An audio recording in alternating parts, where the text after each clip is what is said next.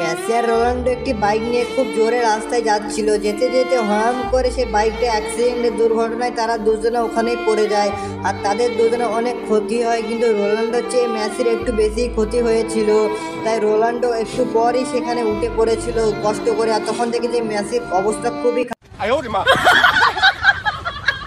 করেছিল এমবাপ্পে ও নেইমার একটি 4 চাকা গাড়ি নিয়ে। তখন রোনাল্ডো মেসিকে হাঁটতে হাঁটতে নিয়ে গিয়ে একটি হসপিটালে নিয়ে যায়।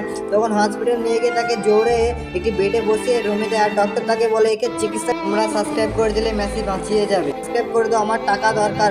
তখন রোনাল্ডো একটি হাঁটতে হাঁটতে নেইমার ও এমবাপ্পের বাড়ি যায় আর তখন দেখে তারা দুজনা ঘুমিয়ে আছে। সেখানে একটি টেবিলের উপর চাবিটা ছিল, এই চাবিটা নিয়ে রোনাল্ডো তাদের লকারটা খুলতে শুরু করে আর সেই লকারে খুলে দেখে এই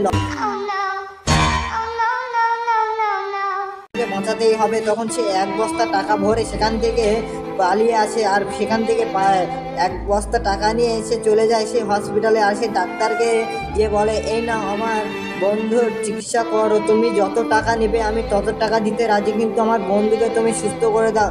তখন ডক্টর বলে কোনো ব্যাপার না, আমি তোমার বন্ধুকে সুস্থ করে দেবো, তুমি শুধু টাকার প্রয়োজন না, আমার টাকার দাও। তখন তার বন্ধুর চিকিৎসা হয়।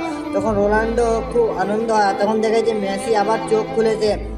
তখন মেসিও খুব কষ্ট করে যে আমার বন্ধু আমার জন্য কান্না করছে। তখন মেসির চোখে জল আসতে চলেছে।